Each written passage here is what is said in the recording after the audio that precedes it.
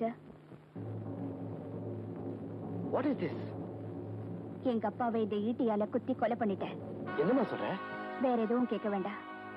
Dead body அம்மன் கோயில் கிழக்கால இருக்கிற ஆலமரத்தடியில இருக்கு. ரிப்போர்ட் எழுதிட்டீங்களா? கையெழுத்து போட்டு கொடுத்துருவேன். கான்ஸ்டபிள்.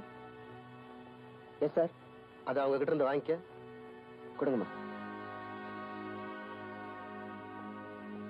உங்க ஸ்டேட்மெண்ட் சொல்லுங்க.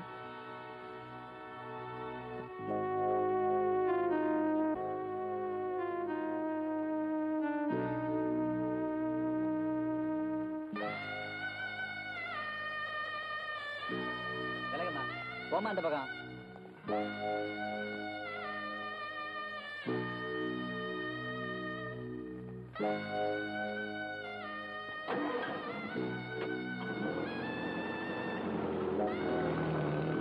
அம்மா, அந்த பொண்ணை எதுக்கா போலீஸ் கூட்டு போறாங்க?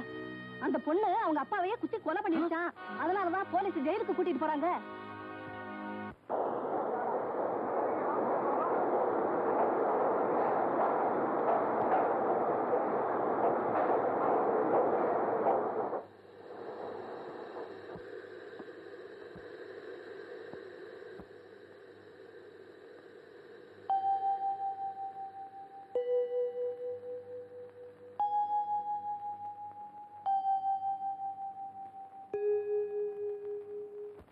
உங்களை பார்க்கணுங்கிற சின்ன நம்பிக்கையில ரயிலேறி வந்த.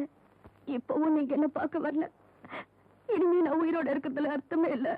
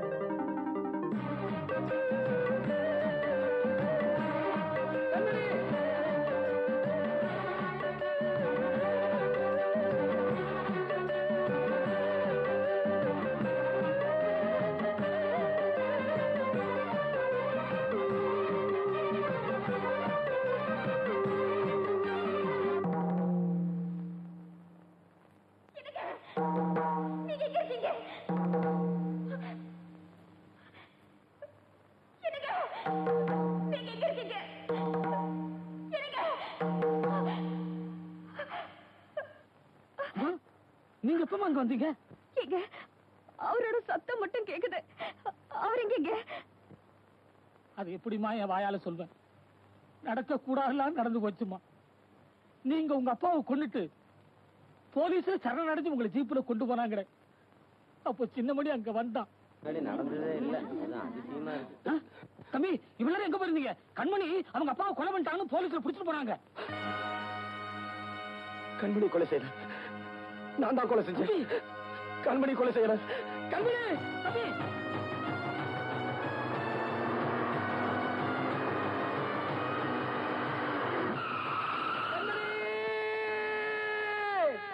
உன்னை காப்பாற்றணும்னு ஓடி வந்த சின்னமணி லாரியில் அடிபட்டு சுயநினைவை இழந்துட்டான்.